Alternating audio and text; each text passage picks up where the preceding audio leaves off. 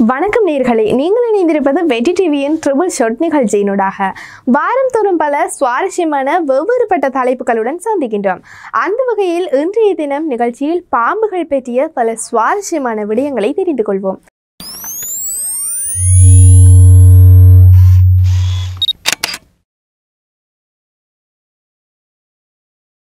உலகிலேயே உருவான முதல் பாம்பு எப்படி இருந்தது? உலகத்துல பாம்பே இல்லாத இடங்கள் இருக்குதா? பல வருட காலமாகவே ஆராய்ச்சியாளர்களின் மத்தியில் முதலில் உருவான பாம்பு எப்படி இருந்தது, மேலும் அந்த பாம்புகள் நிலத்தில் தோன்றியதா அல்லது நீரில் தோன்றியதா என்ற விஷயம் ஒன்று விவாதமாகவும் இருந்தது. ஆனால் 2015 அமெரிக்காவில் இருக்கின்ற யங் யூனிவர்சிட்டியில் நடாத்தப்பட்ட ஆராய்ச்சியில் 73 பழங்கால பாம்புகள் மற்றும் பல்லிகளின் DNA நிறமூர்த்தங்கள் ஆராய்ச்சி செய்யும் போது உலகில் உருவான முதல் பாம்பு, அதாவது முதலில் உருவாகிய பாம்பானது நிலத்தில் இருந்து தான் தோன்றியது என கண்டுபிடிக்கப்பட்டுள்ளது. இந்த பாம்புகள் சுமார் 12,80,00,000 வருடங்களுக்கு முன்னால் வாழ்ந்ததாகவும் சிறிய பின்னங்கால்களை கொண்ட உயிரினங்களாகவும் இருந்திருக்கு. இதுவரை 3400 வகையான பாம்புகள் இருப்பதாகவும் கண்டுபிடித்துள்ளனர். மேலும் அதில் 820 வகையான பாம்புகள் விஷத்தன்மை கொண்டதாகவும் அவற்றிலும் 250 வகையான பாம்புகளின் விஷம் ஒரு கடியிலேயே மனிதனை கொல்லக்கூடிய திறன் கொண்டவையாகவும் கண்டுபிடிக்கப்பட்டுள்ளது. ஆனால் உலகத்தில் அண்டார்டிகா, நியூசிலாந்து, கிரீன்லாந்து, அயர்லாந்து போன்ற இடங்களிலேயே பாம்புகள் இல்லை என்றும் கூறப்படுகின்றது. உலகத்திலேயே இப்போ உயிர் வாழும் பாம்புகளிலேயே மிக பெரிய பாம்பாக கருதப்படுவது கிரீன் அனகொண்டா. இது சுமார் 29 அடி நீளம் வரை வளரக்கூடியவை. மேலும் இதன் எடை 299 கிலோகிராம் வரையும் இருக்குமாம். உலகிலேயே மிகச் சிறிய பாம்பாக கருதப்படுவது பார்படோஸ் த்ரெட் ஸ்னேக்ஸ் தான். இந்த பாம்புகள் பார்ப்பதற்கு மண்புழு போல் காணப்படுவதுடன் இவற்றின் நீளம் சுமார் 4 இன்ச்சுக்கும் குறைவாகவே காணப்படுமாம். உலகிலேயே மிக பெரிய பாம்பாகட்டும் மிகச் சிறிய பாம்பாகட்டும் இரண்டுமே விஷத்தன்மை வாய்ந்தவை அல்ல. மிகவும் விஷம் வாய்ந்த பாம்புகளில் ஒன்றாக கருதப்படுவதுதான் இந்த ராஜநாகம். உலகில் உள்ள அனைத்து பாம்புகளிலும் பெண் ராஜநாகம் மட்டும்தான் கூடு கட்டும் திறன் கொண்டவை. மேலும் பெண் ராஜநாகங்கள் முட்டையிடும் நேரங்களில் தன்னை சுற்றி காய்ந்த இலைகள், சருகுகள் மற்றும் புட்களை கொண்டும் கூடுகளை கட்டுமாம். கால்களை இல்லாத இந்த பாம்புகள் தன்னுடைய உடலை மாத்திரம் வைத்துக்கொண்டு சுற்றி இறுக்கமாக பிணைத்து வலிமையான கூடுகளை கட்டுவது பெரிதும் வியக்க வைக்கும் விடயமாகவும் காணப்படுகின்றது அல்லவா? மேலும் சில பாம்புகள் தன்னுடைய இரையை தாக்கும் போது வித்தியாசமாகத்தான் தாக்குமாம். அதிலும் பிளாக் மாம்பா என்று அழைக்கப்படும் பாம்புகள் தன்னுடைய இரையை தாக்கும்போது ஒரு தடவை கடிப்பதுடன் நிறுத்தாதாம். அதனுடைய விஷம் ஒரே கடியில் உயிரை கொல்லக்கூடிய திறன் இருந்தாலும் அது தொடர்ந்து 10 தொடக்கம் 12 தடவை வரை தன்னுடைய இரையை கடித்து தான் தாக்குமாம். மேலும் மொசம்பிக்யூ ஸ்பிட்டிங் கோப்ரா என்று அழைக்கப்படும் நல்ல பாம்புகள் 8 அடி தூரத்தில் இருந்தே தன்னுடைய இரையை நோக்கி, அதுவும் தன்னுடைய இரையின் கண்ணை நோக்கி தன்னுடைய விஷத்தை துப்பி தாக்கும் திறன் கொண்டவை. மனிதனுடைய தாடையின் அமைப்பு பிரகாரம் நம்மளோட வாயை 26 டிகிரி வரைக்கும் தான் திறக்க முடியும். இதே பாம்புகளுக்கு பார்த்தீங்கன்னா 150 டிகிரி வரைக்கும் அதனுடைய வாய்களையும் திறக்க முடியுமாம். அவ்வளோ பெருசாக வாயை திறக்கக்கூடிய திறன் உள்ளதால இந்த பாம்புகள் தன்னை விட 10 மடங்கு அதிகமான இரையையும் உண்ண முடியுமாம்.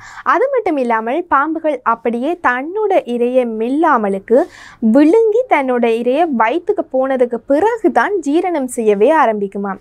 நாங்கள் மென்று உணவை சாப்பிடுவதை போல பாம்புகள் செய்வதில்லை.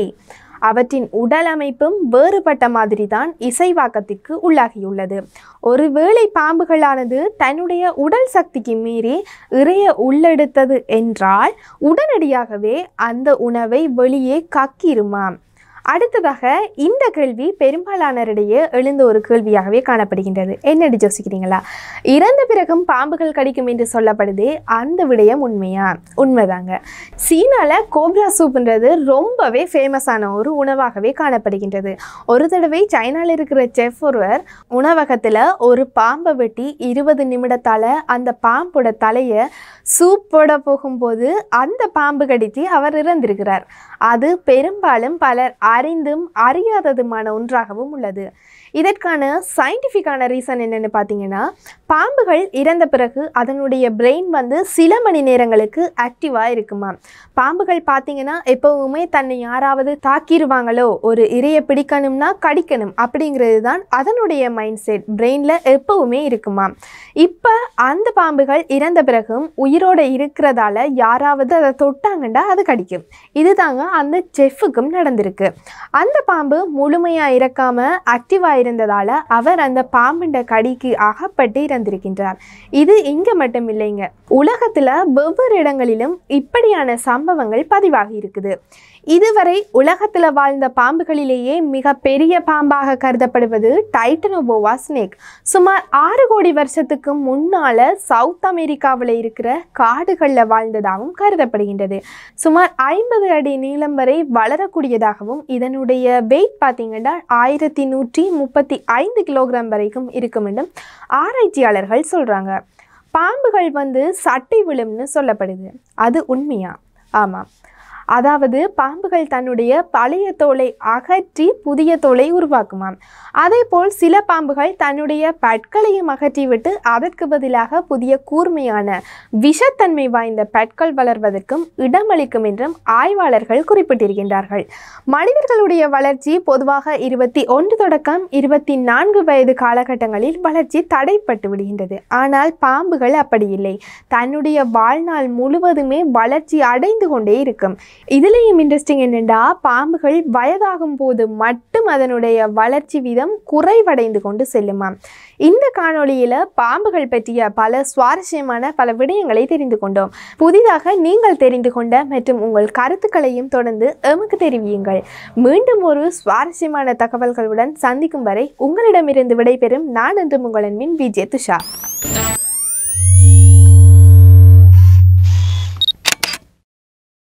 வணக்கம் நேயர்களே, நீங்கள் இணைந்திருப்பது வெற்றி டிவியின் ட்ரிபிள் ஷாட் நிகழ்ச்சியினூடாக. சுவாரஸ்யமான பல தகவல்களை வழங்குவதற்காக வாரந்தோறும் உங்களுடன் இணைந்திருக்கும் நான் என்று உங்கள் அன்பின் விஜய் துஷா.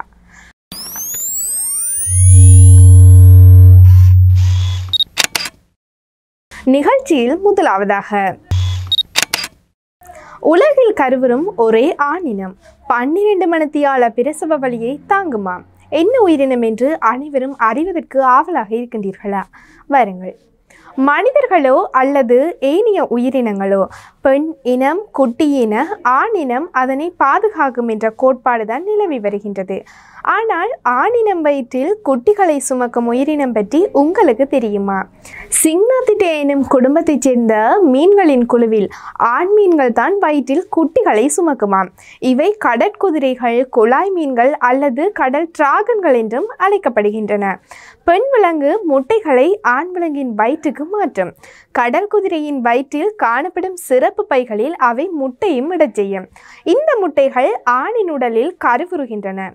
இந்த முட்டைகள் குஞ்சு பொரித்து பிறப்பதற்கு மொத்தமாக 4 வாரங்கள் வரை ஆகும். இதன் பிரசவ முறை எப்படி என்றால், பிரசவ வலி 12 மணித்தியாலம் வரை நீடிக்குமாம். ஒரு கடற்குதிரை ஒரே சமயத்தில் 1000 குட்டிகளை பெற்றெடுக்கும். அந்த குட்டிகள் 3 வாரங்கள் வரை கடலில் மிதக்கும். ஆனால் அந்த 1000 முட்டைகளில் ஒரு கடற்குதிரை குஞ்சு மட்டுமே முதிர்ச்சி அடையும் எனவும் தகவல்கள் வெளிவந்துள்ளன.